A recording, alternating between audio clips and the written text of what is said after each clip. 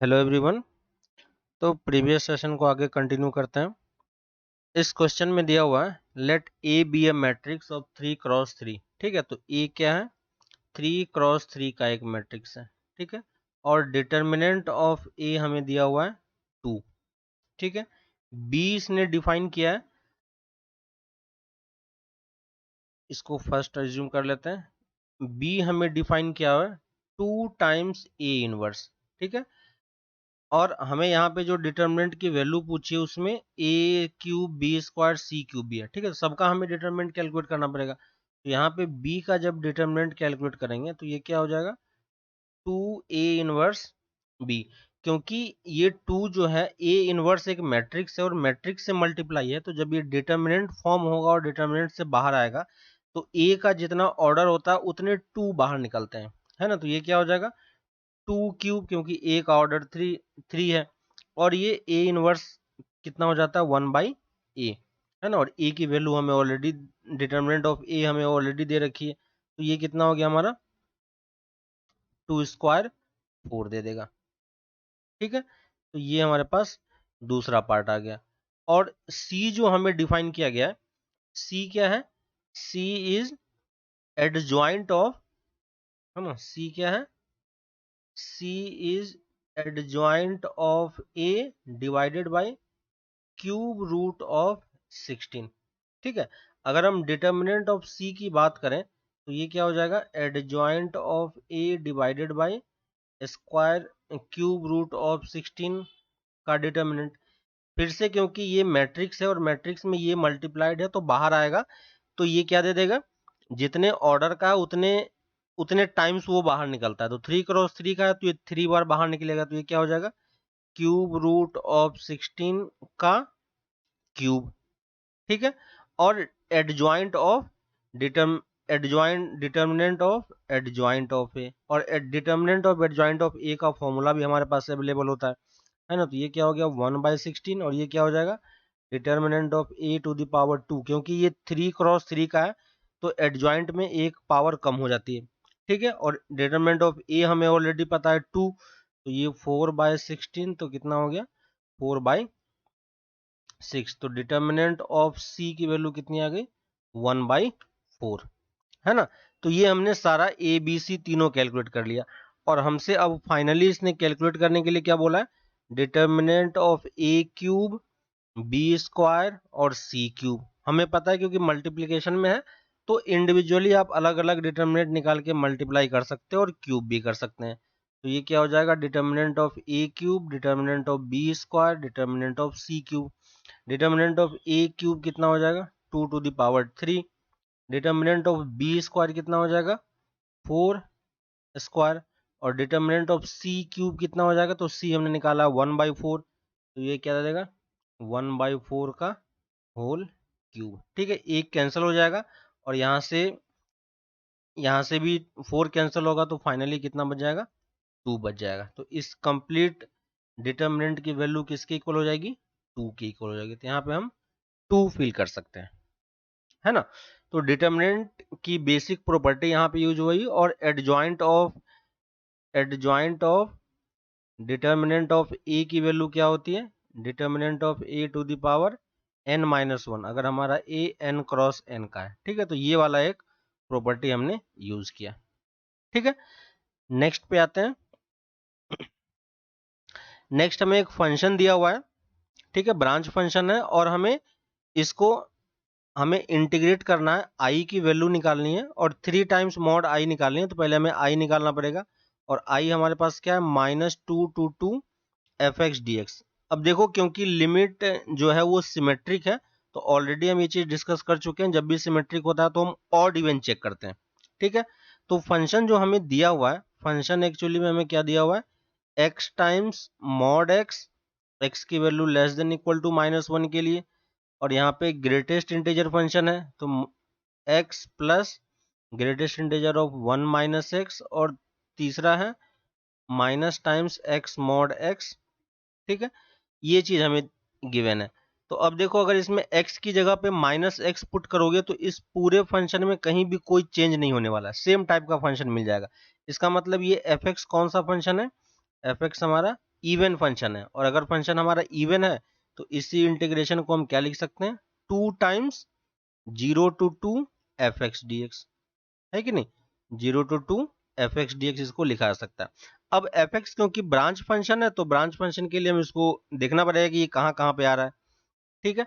तो देखो F x को हम क्या लिख पाएंगे, तो पहली चीज फर्स्ट वाले पार्ट को देखोगे, एक्स की वैल्यू ऑलरेडी लेस देन -1 है, तो इस मॉड को हटा के हम माइनस लिखा जा सकता है ना, तो ये एक्चुअली में क्या हो गया, माइनस एक्स स्क्वायर, एक्स की value less than equal to -1, greatest integer है, ठीक है। और x की वैल्यू कहां से कहां लाई कर रही है, -1 से, x की वैल्यू कहां से कहां लाई कर रही है, -1 से लेके 1 तक, तो x प्लस 1 की वैल्यू कहां से लाई करेगी, तो इसको अगर 1 ऐड कर दोगे तो x प्लस 1 की वैल्यू 0 से 2 के बीच में लाई करेगी, और 0 से 2 के बीच में इंटीजर वैल्यू कौन सी होती है, इंटीजर वैल्यू होती है, इंटीजर वैल्यू होती है 1, है ना। तो इसका मतलब यहां पे अगर आप देखोगे तो इस वाले पार्ट में आपको, इस वाले पार्ट में आपको वैल्यू 1 मिलेगी, है ना, लेकिन एग्जैक्टली x इक्वल टू 0 पे हमें 2 मिल जा रही है, ठीक है। तो ये एग्जैक्टली x इक्वल टू 0 है, और अगर x इक्वल टू 0 नहीं रखोगे, -1 से 1 के बीच में हमेशा हमें क्या मिलेगी, 1 ही मिलेगी, तो यहाँ पे हमने नॉट इक्वल टू 0 कर दिया, ठीक है। इसको चाहो तो आप ब्रेक भी कर सकते हो, क्योंकि हमें अभी हमें जो लिमिट, जो हमें फंक्शन चाहिए वो 0 से 2 के बीच में ही चाहिए, ठीक है। तो इसको मैं यहाँ से -1 से x की वैल्यू 0 के बीच में लिख देता हूँ, तो यहाँ पे हमें 1 मिलेगा, एग्जैक्टली x इक्वल टू 0 पे 2 मिल जाएगा, और x की वैल्यू 0 से 1 के बीच में फिर से हमें 1 मिल जाएगा, और x की वैल्यू 1 से ज्यादा होगी तो हमें क्या मिल जाएगा, माइनस ऑफ एक्स स्क्वायर, ठीक है। तो ये हमारा फाइनल फंक्शन है जिसको हमने थोड़ा सा सिंप्लीफाई करके लिखा है, ठीक है।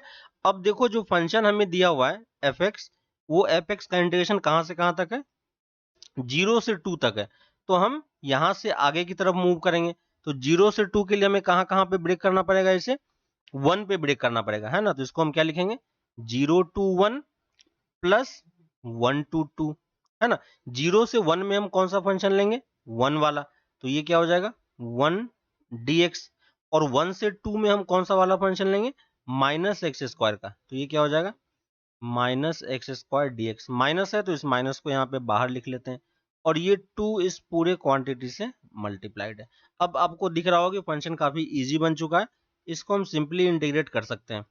फर्स्ट वाले का इंटीग्रेशन कितना हो जाएगा, x 0 to 1 minus 1/3 x cube 1 to 2, है ना, ये हमारा आ जाएगा। अब इसको सॉल्व कर लेते हैं, तो ये कितना हो जाएगा, 2 टाइम्स 1 माइनस इसकी वैल्यू कितनी हो जाएगी 1/3, और 2 पुट करेंगे तो 8 माइनस 1, है ना। तो फाइनली वैल्यू कितनी आ गई 2 इंटू 1 माइनस 8/7, है ना। तो 2 इंटू 1 माइनस 8/3, है ना, कितना आ गया 2 इंटू 8 माइनस 8/3, और इसको सॉल्व करेंगे तो कितना आ जाएगा एक बार चेक कर लेते हैं कहीं पे कुछ मिस्टेक है, तो ये कितना आ गया 2 टाइम्स a2 0 to 1 dx आ जाएगा 2 टाइम्स, और यहाँ पे माइनस टाइम्स 2 टाइम्स 1 to 2, है ना। तो ये एक्स क्यूब 1/3 एक्स क्यूब आ जाएगा, ठीक है। और इसको जब इंटीग्रेट करोगे तो ये कितना दे देगा हमें, ये आ जाएगा, तो यहाँ से 1 आ गया, 1 माइनस 1/3 और 8 माइनस 1, है ना, तो ये यहाँ पे 7/3 हो जाएगा, तो ये आ गया 7/3। तो अब यहाँ से सॉल्व करने पे ये कितना दे देगा, ये 1 माइनस 2/3 है, तो यहाँ से सॉल्व करेंगे तो कितना आ जाएगा 2 इंटू 3 माइनस 4 माइनस 4/3, तो फाइनली कितना आ जाएगा -8/3, है ना। अब हमें वैल्यू किसकी कैलकुलेट करनी है, मॉड ऑफ 3 टाइम्स a, ठीक है। तो 3 टाइम्स i की वैल्यू कितनी हो जाएगी -8, और इसका मॉड ले लेंगे तो हमें पॉजिटिव में आंसर मिल जाएगा। तो हम कितनी वैल्यू पुट कर सकते हैं यहाँ पे? यहाँ पे हम 8 पुट कर सकते हैं, है ना। यहाँ पे आप सिंपली 8 पुट कर पाओगे। तो यहाँ पे ब्रांच फंक्शन है, तो हमें इसे कहाँ कहाँ पे ब्रेक करना है, बस उस चीज को हमें थोड़ा सा देखना है, ठीक है। नेक्स्ट क्वेश्चन पे आते हैं। नेक्स्ट हमारे पास the line 3x + 2y = 24 meets the y axis at a and x axis at b। ठीक है, तो a और b की बात कर रहा है, तो हम पहले कोऑर्डिनेट एक्सिस ड्रॉ कर लेते हैं। और x = 0 पुट करेंगे तो y कहाँ पे मीट करेगा? 0,12 पे, ठीक है। और y को x को कहाँ पे मीट करेगा? 8,0 पे, है ना। तो ये जो लाइन है ये इस दो पॉइंट से पास करते हुए जा रहा है, ठीक है। और इसी पॉइंट को इसने a और b बता रखा है। अब क्या बोल रहा है? The perpendicular bisector of A B का परपेंडिकुलर बाइसेक्टर क्या होगा? तो ये मिड पॉइंट से पास करेगा, तो ये कितना हो जाएगा? 4,6, ठीक है। और ये परपेंडिकुलर बाइसेक्टर इस तरीके से जाएगा, और ये क्या बोल रहा है? मीट कर रहा है कहाँ पे? जो कि एक लाइन है 0,-1 से पास कर रही है, तो 0,-1 यहाँ कहीं पे लाई कर रहा होगा, ठीक है। और पैरेलल टू एक्स एक्सिस, यानी ये कैसा लाइन होगा? ये इस टाइप का लाइन होगा। तो ये यहाँ पे इस पॉइंट पे मीट कर रहा है। इस पॉइंट को इसने क्या बोल रखा है? C. Then the area of triangle A B C, तो ये हमें निकालना है। ए बी पॉइंट तो हमें ऑलरेडी पता है, अगर सी पॉइंट निकाल पाए तो हमारा काम बन जाएगा। सी पॉइंट का वाई कोऑर्डिनेट हमें ऑलरेडी -1 पता है, बस हमें एक्स कोऑर्डिनेट पता करना है कि नहीं। अब देखो, अगर हम इस लाइन का इक्वेशन निकाल पाए तो हमारा काम बन जाएगा। तो देखो, ये ए बी लाइन का इक्वेशन हमें दिया हुआ है, तो ए बी लाइन क्या हो जाएगा? ए बी लाइन हमें दिया हुआ है 3x + 2y = 24। तो ए बी के परपेंडिकुलर लाइन का इक्वेशन क्या हो जाएगा? ट्वाइस x - 3y = c, ठीक है। ये हमने क्या किया है ना, यहाँ पे शॉर्ट मेथड में हमने लिखा। अगर हमें एक लाइन की इक्वेशन पता है और उसके परपेंडिकुलर लाइन की इक्वेशन लिखनी है, तो हम क्या करते हैं? x और y के कोफिशिएंट को इंटरचेंज कर देते हैं और किसी एक का साइन चेंज कर देते हैं। तो यहाँ पे हमने y का साइन चेंज कर दिया, ठीक है। और ये लाइन कहाँ से पास कर रही है? ये लाइन 4,6 से पास कर रही है, तो इसको पुट करके हम c निकाल सकते हैं, है ना। तो 4,6 से अगर ये पार्ट पास कर रहा है, तो ये कितना हो जाएगा? 8 - 18 = c। तो c की वैल्यू हमें कितनी मिल गई? c = -10 मिल गया। तो ये जो परपेंडिकुलर लाइन है, इसकी इक्वेशन हम क्या लिख पाएंगे? ट्वाइस x - 3y = -10, है ना। तो हमें लाइन की इक्वेशन तो मिल गई। अब लाइन की इक्वेशन मिल गई और इस लाइन में हमें y की वैल्यू ऑलरेडी पता है -1, तो हम x कोऑर्डिनेट निकाल सकते हैं। तो y की वैल्यू -1 पुट कर दोगे तो x कितना हो जाएगा? ट्वाइस x = ये इस तरफ जाके -13 दे देगा, तो x = कितना हो जाएगा? -13/2, है ना। तो यानी इस c पॉइंट का कोऑर्डिनेट हमारे पास क्या आ गया? -13/2, है ना। तो ये हमने ए बी सी तीनों कोऑर्डिनेट हमने निकाल लिए। और इसके एरिया की बात कर रहा है, तो एरिया हम डायरेक्टली यूज कर सकते हैं, है ना। तो एरिया क्या हो जाएगा? क्योंकि तीनों वर्टिसेस पता है, तो हम क्या यूज कर सकते हैं? Determinant method. तो डिटर्मिनेंट क्या हो जाएगा? हाफ ऑफ सब में पहले एक्स कोऑर्डिनेट पुट कर दो, तो एक्स कोऑर्डिनेट क्या हो जाएगा? 8 0 -13/2, है ना। दूसरा y कोऑर्डिनेट पुट कर देते हैं, तो y कोऑर्डिनेट कितना हो जाएगा? 0 12 और -1, और बाकी दोनों को आप 1 1 1 पुट कर दो, ठीक है। इस डिटर्मिनेंट की वैल्यू निकालेंगे, अगर नेगेटिव होगा तो उसको हम पॉजिटिव फिर से मॉड ले लेंगे, क्योंकि हम एरिया कैलकुलेशन कर रहे हैं, है ना। अब बस इस डिटर्मिनेंट को सॉल्व करना है। तो इस डिटर्मिनेंट की वैल्यू कितनी हो जाएगी? हाफ ऑफ मॉड ऑफ किसी एक के अबाउट आप ओपन कर दो, तो 8 के अबाउट ओपन कर रहे हैं, तो कितना हो जाएगा? 8 × 12 + 1, 0 का 0 हो जाएगा, और 1 का कितना हो जाएगा? 1 टाइम्स 13/2 × 12, ठीक है। इसको आप सिंपली सॉल्व कर सकते हो। सॉल्व करेंगे इसको, तो कितना दे देगा ये डायरेक्टली 91 आ जाता है, ठीक है। तो सिंपल सा कैलकुलेशन है, आपको बस ये डिटर्मिनेंट सॉल्व करना है। डिटर्मिनेंट सॉल्व करोगे तो ये 91 यहाँ पे आपको मिल जाएगा, ठीक है। तो यहाँ पे हम क्या पुट कर पाएंगे? ये हमारा हो गया, एरिया कितनी हो जाएगी? 91, ठीक है। नेक्स्ट क्वेश्चन पे आते हैं। नेक्स्ट है हमारे पास the minimum number of times a fair coin needed to be tossed so that the probability of getting at least two head is at least 0.69। ठीक है, ये किस चीज का क्वेश्चन है, बाइनोमियल डिस्ट्रीब्यूशन का क्वेश्चन है। तो हमें किसकी प्रोबेबिलिटी पूछा है, probability of at least two head हमें दिया हुआ है। एट लीस्ट टू हेड आने की प्रोबेबिलिटी कितनी, एट लीस्ट 0.96। तो हम क्या बोल सकते हैं, is greater than equal to 9.6। ठीक है, और एटलीस्ट 2 की बात बोल रहा है तो हम क्या बोल सकते हैं, 1 minus probability of getting 0 head minus probability of getting 1 head, और ये वैल्यू भी कितनी हो जाएगी, 0.96। ठीक है, प्रोबेबिलिटी ऑफ हेड हमें पता है, प्रोबेबिलिटी ऑफ हेड कितना होता है, हाफ, और प्रोबेबिलिटी ऑफ टेल कितना होता है, ये भी हमें हाफ दिया हुआ, क्योंकि फेयर कॉइन इसने दे रखा है, इसलिए हम दोनों को इक्वल प्रोबेबिलिटी ले सकते हैं। प्रोबेबिलिटी ऑफ 0 कितनी हो जाएगी, अब मिनिमम नंबर ऑफ ट्रायल्स की बात कर रहा है तो लेट्स हम एज्यूम कर लेते हैं, assume that number of trials required is n। ठीक है, अब n में से 0 टाइम्स मुझे क्या आना चाहिए, हेड आना चाहिए। तो हम क्या लिखेंगे, nc0 और half to the power n, है कि नहीं, और 1 के लिए करेंगे तो क्या हो जाएगा, nc1 half to the power n फिर से आएगा, और ये कितना हो जाएगा, ग्रेटर देन इक्वल टू 0.96। ठीक है, सिंपल सा कैलकुलेशन है और इसमें कुछ भी नहीं है।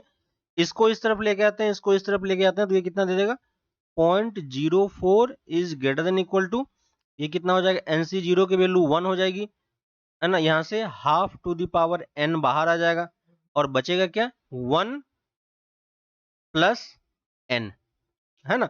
इसको इस तरफ लेके आ जाओ तो ये कितना दे देगा, 0.04 into 2 to the power n is greater than equal to 1 plus n।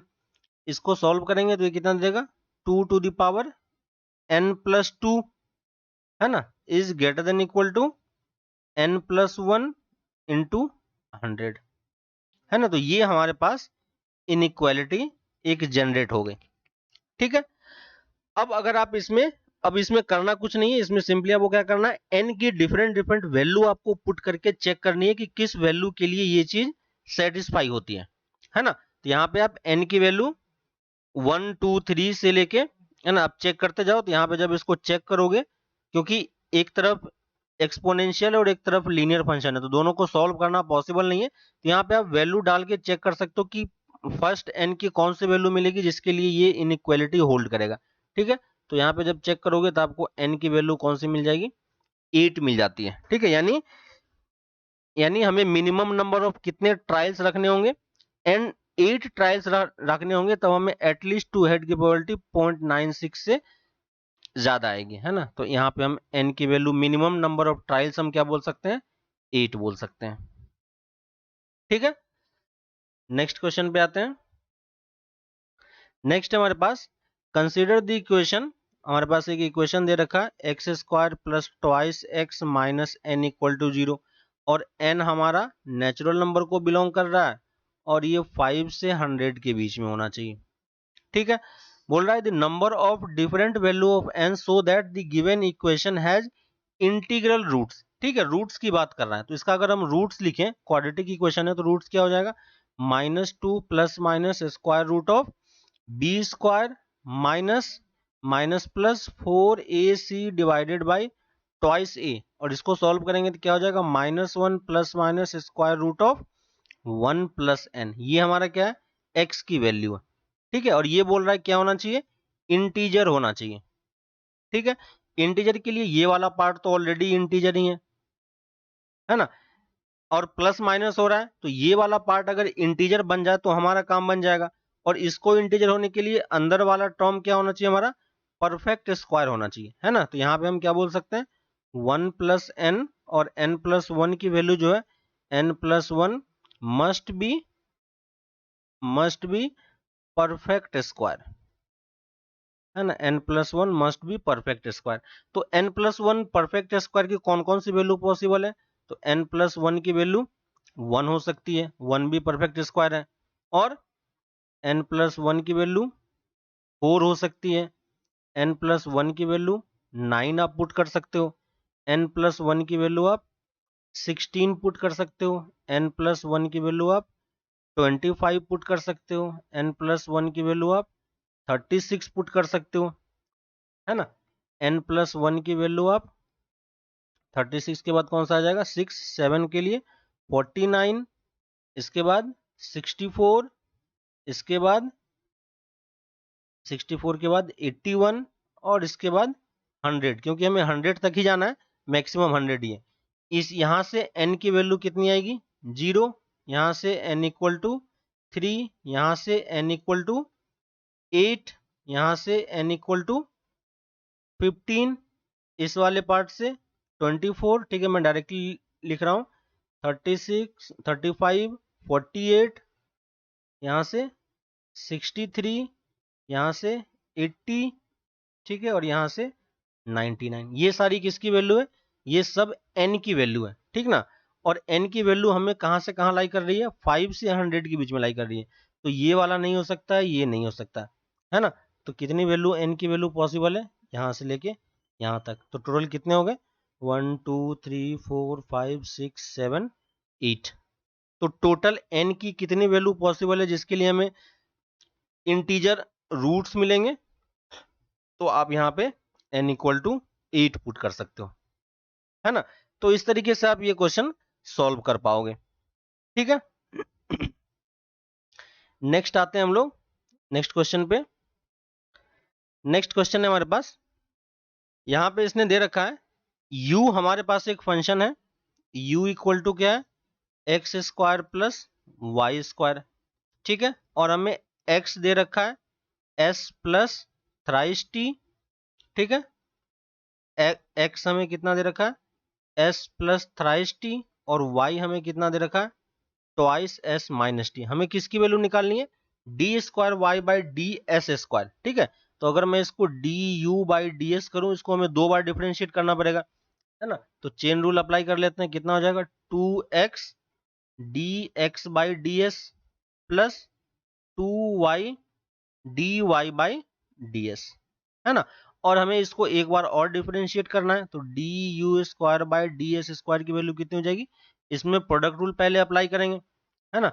तो प्रोडक्ट रूल अप्लाई करोगे तो ये कितना दे देगा, पहले इसको कांस्टेंट रखते हैं, तो ये कितना हो जाएगा twice x D square x by D S square plus 2, और x का कितना हो जाएगा D x by D S, और 2 बार आ जाएगा तो इसको हम होल स्क्वायर लिख सकते हैं, प्लस सेम तरीके से 2y d square Y by D S square plus 2 d y by D s का होल स्क्वायर, ठीक है। तो ये हमारी वैल्यू है। इन सब की वैल्यू कैलकुलेट करने के लिए हमें यहाँ पे दिया हुआ है t, इसने कांस्टेंट दे रखा है, ठीक है। तो पहले हम D x by D s निकालते हैं, तो D x by D S कितना हो जाएगा 1, और इसी को अगर एक बार और आप डिफरेंशिएट करोगे तो ये वैल्यू कितनी हो जाएगी 0। सेम इसी तरीके से यहाँ पे भी d y by D s निकालते हैं 2, और d square Y by D S square कितना हो जाएगा 0, ठीक है। तो यहाँ पे आपको दिख रहा है कि ये वैल्यू 0 हो जाएगी और ये वैल्यू 0 हो जाएगी, ठीक है। तो यहाँ से वैल्यू कितनी हो जाएगी 2 times D x by D s की वैल्यू 1 है, तो ये हमें 1 दे देगा, प्लस इस वाले में 2 इंटू इसमें कितना मिल जाएगा, इसमें कितना मिल जाएगा 2 d y by D s की वैल्यू कितनी है 2 है, तो ये कितना दे देगा 4। तो फाइनली ये सॉल्व होने पे हमें कितना दे देगा आंसर, फाइनली ये सॉल्व होने पे 10 आ जाएगा।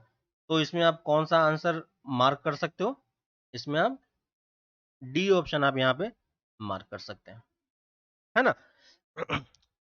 तो ये सिंपल डबल डेरिवेटिव का क्वेश्चन था, सॉल्व कर सकते हैं, ठीक है। नेक्स्ट आते हैं, नेक्स्ट इसने दिया हुआ है कि हमारे पास n एक नंबर है, पॉजिटिव इंटीग्रल नंबर, और उसका हमें सॉल्यूशन पूछा है इस इक्वेशन का, ठीक है। इक्वेशन क्या है हमारे पास, इक्वेशन है x1 into x2 into x3 into x4 equal to 770, ठीक है। तो पहली चीज, अगर इस टाइप का इक्वेशन आपने परमुटेशन कॉम्बिनेशन में किया होगा तो आपको समझ में आ रहा होगा, पहले हमें इसका क्या निकालना है, इसका प्राइम फैक्टराइजेशन निकालना है, ठीक है। तो इसको आप प्राइम फैक्टराइज करोगे तो कितना हो जाएगा 2 इंटू 5 इंटू 7 इंटू 11, ठीक है।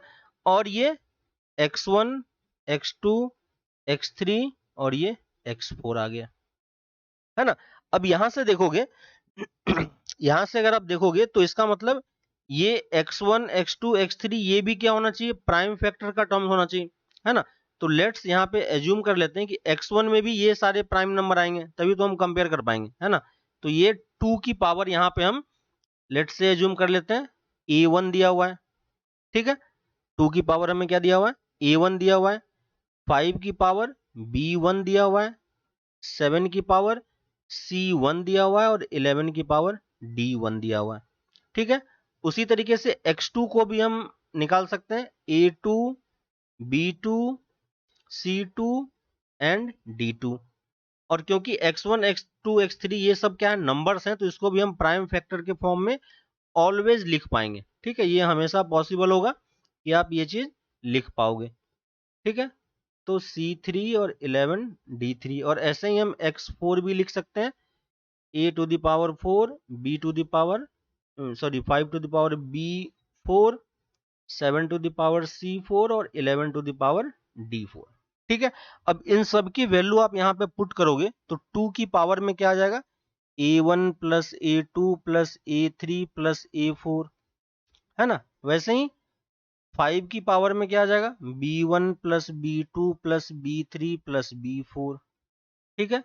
वैसे ही 7 की पावर में क्या आ जाएगा, c1 plus c2 plus c3 plus c4 and 11 की पावर में d1 plus d2 plus d3 plus d4, ठीक है। और ये किसके इक्वल होगा, ये इक्वल होगा 2 इंटू 5 इंटू 7 इंटू 11।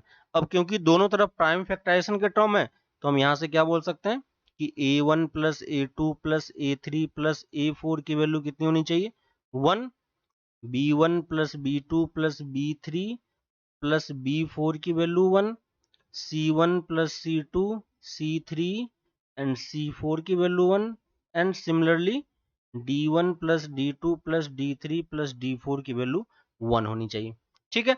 ये हमसे पूछा है कि नंबर ऑफ इंटीग्रल सॉल्यूशन कितने होंगे, ठीक है। तो इसके जो इंटीग्रेशन सॉल्यूशन होंगे वो सॉल्यूशन इसी चारों से आएगा, ठीक है। इन चारों का जो इंडिविजुअल सॉल्यूशन होगा वही सारे सॉल्यूशन हमें इस इक्वेशन के x1 x2 x3 की वैल्यू दोगी, क्योंकि जैसे ही आपको a1 b1 c1 d1 मिलेगा, आपको x मिल जाएगा, x1 मिल जाएगा, ये सेकेंड क्वांटिटी से x2 मिल जाएगा, है ना। तो इस तरीके से आप सारे इक्वेशन निकाल पाओगे। तो इसके कितने सॉल्यूशन होते हैं, तो ये आपका नंबर ऑफ इंटीग्रल सॉल्यूशन वाले क्वेश्चन हो गए, जो परमुटेशन कॉम्बिनेशन में किया था, काउंटिंग वाले क्वेश्चन, है ना।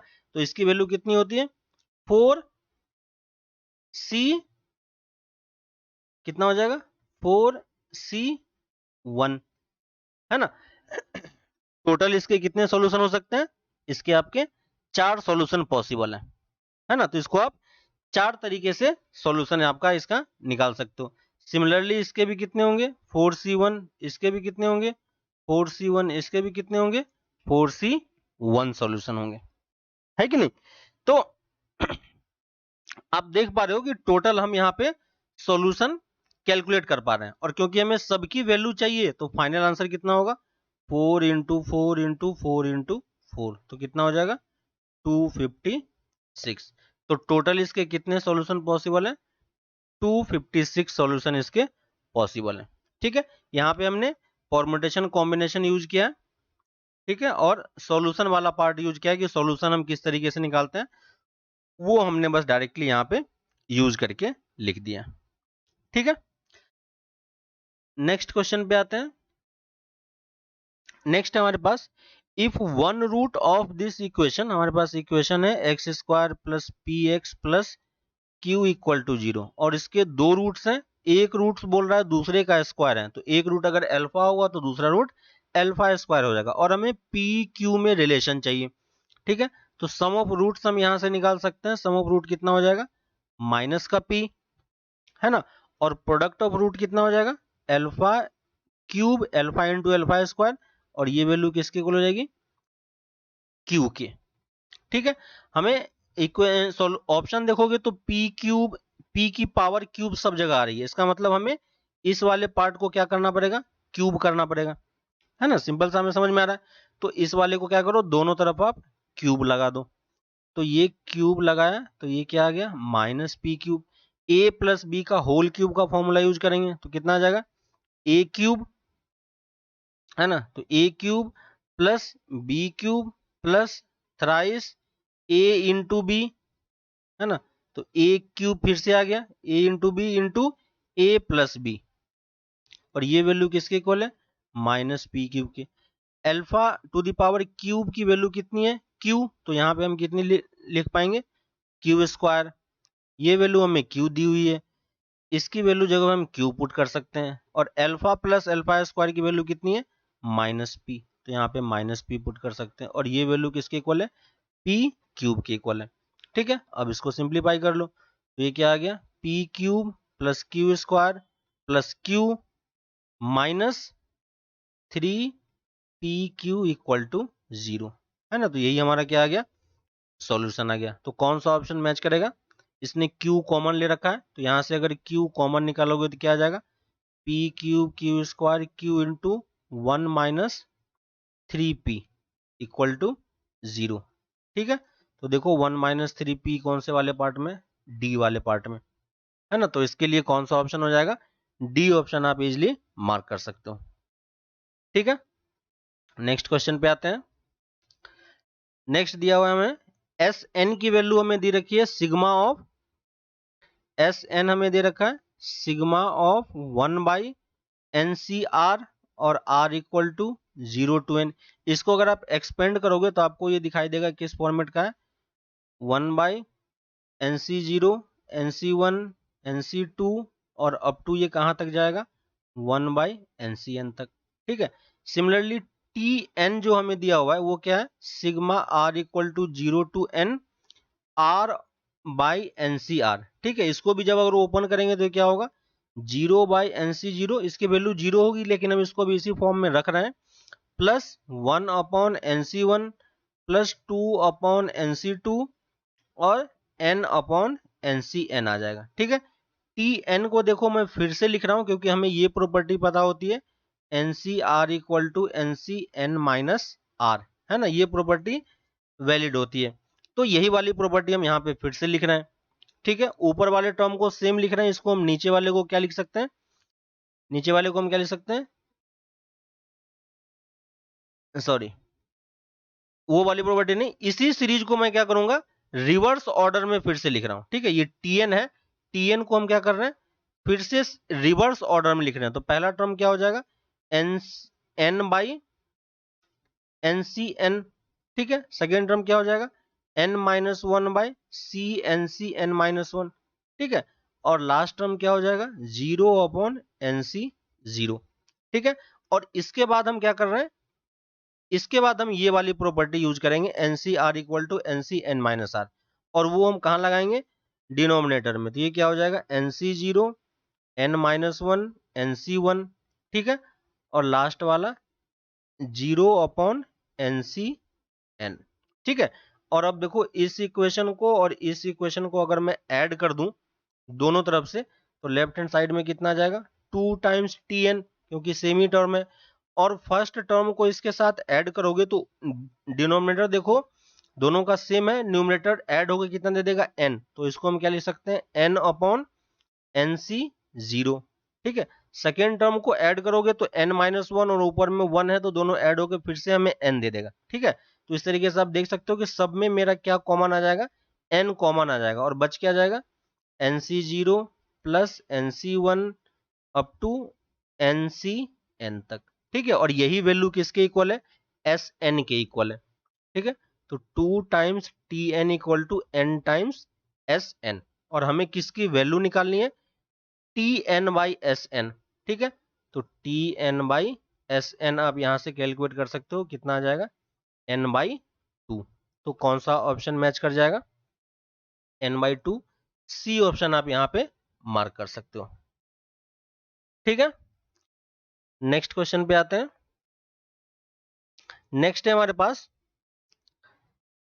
लिमिट, लिमिट का क्वेश्चन है, limit of x tending to 0 1 plus sine x minus cos x plus ln of 1 minus x, ठीक है, divided by x into tan square x, ठीक है, ये 10 है, एन मिसिंग है, 10 स्क्वायर एक्स, ठीक है। अब लिमिट चेक करोगे तो ये कौन सा फॉर्मेट बन रहा है, 0/0 फॉर्मेट दे रहा है, ठीक है। लेकिन नीचे में 2 टर्म है तो इस 10 को तो हम एडजस्ट कर सकते हैं।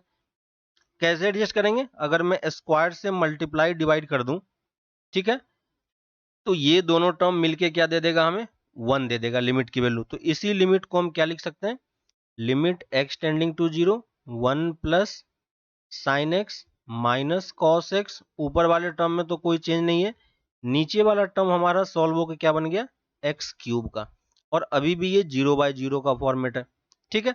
और अब हम इसमें LH रूल इजीली लगा सकते हैं क्योंकि फंक्शन हमें इजी सा दिख रहा है, ठीक है। तो LH रूल लगाते हैं, फर्स्ट का टर्म डेरिवेटिव 0 हो जाएगा, दूसरा cos x minus minus plus sine x, और यहाँ पे हमें कितना दे देगा, माइनस ऑफ 1/1 माइनस एक्स, और नीचे में कितना आ जाएगा, 3 का एक्स स्क्वायर, ठीक है। एक बार और आप LH रूल फिर से लगा सकते हो, तो एक बार और अगर लगाएंगे तो लिमिट x टेंडिंग टू 0, क्योंकि अभी भी ये कौन सा फॉर्मेट बन रहा है, 0/0 फॉर्मेट बन रहा है, ठीक है। तो एक बार और LH रूल लगा दो, तो LH रूल लगाएंगे तो फिर से कितना दे देगा, minus sine x plus cos x, और इस वाले का डेरिवेटिव कितना हो जाएगा, माइनस टाइम्स 1/1 माइनस एक्स का होल स्क्वायर, ठीक है। और नीचे वाले का डेरिवेटिव फिर से क्या दे देगा, 6x। अभी भी ये मेरा कौन सा फॉर्मेट बन रहा है, 0/0 फॉर्मेट अभी भी बन रहा है। एक बार और LH रूल लगा सकते हैं, ठीक है। तो यहाँ पे हमें 3 बार LH रूल हमने यूज किया, तो ये फर्स्ट वाला क्या बन जाएगा, minus cos x minus sine x, और ये वाला पार्ट अब क्या दे देगा, -2/1 माइनस एक्स का होल क्यूब, और डिवाइडेड बाई 6, ठीक है।